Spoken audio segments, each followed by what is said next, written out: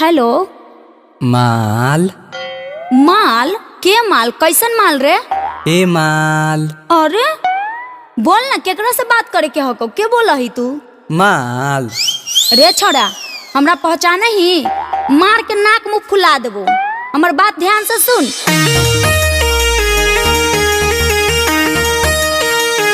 माल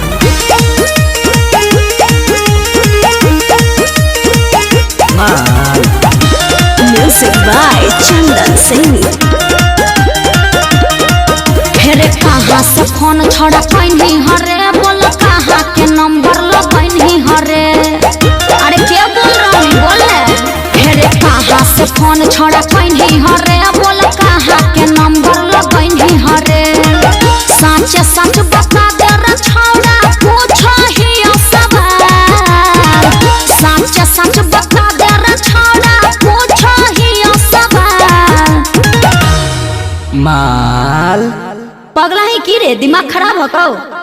ए माल रे छोड़ा, घर में माई बहन नहीं हो की? माल गे मैया गे, देखी ना कोई फोन करके माल माल कैले है।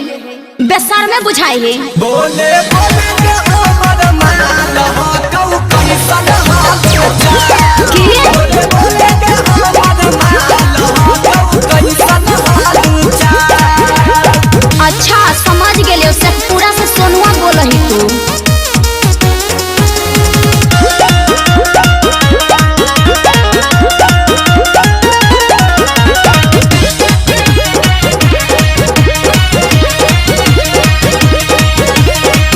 चेक कर नंबर छोड़ा, गलत हो कौला गल रे।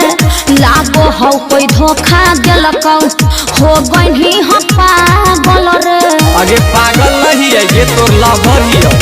नहीं कोई गलती मिसा देख हम कैली अंगे देख हको नंबर छंगी यही से लगैली अंगे। बढ़ा चढ़ के बोला तो हो जाए तो बवाल।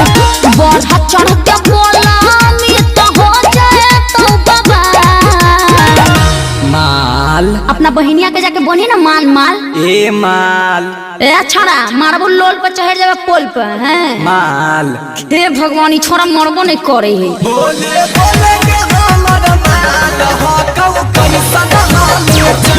छुड़ा देंगे। बोले के हमर माल हो कौ कैसन हाल।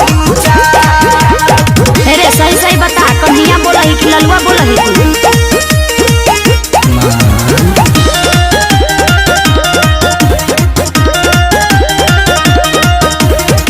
नहीं हो कि सुना तोरा हो कि बुरा करे। अमित यासी कभी की हो जा तो सौ करे। देख छोड़ा, सही सही बता, क्या बोल रही तू? कहियो साचा छौरी बातिया रे मान गे। अच्छा हम हियो लवर तोरू तानी पहचान गे। बतिया बनाबो हो कि बड़ी रे कमाल।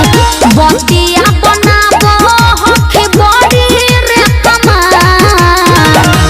माल देख बेटा, तोर काल मंडरा रहलो है हैं? ए माल देख बेटा, मारबो ऐठ के तो रूम ही बैठ के। माल रे छोड़ा, दम हो तो सामने में मिल, चप्पल से चपलिया देबो। बोले बोले के हमर माल हो कौ कैसन हाल। बोले बोले के हमर माल हो कौ कैसन हाल। तेरे छोड़ा गोड़ पर रहियो, हमरा तंग मत कर, रख फोन।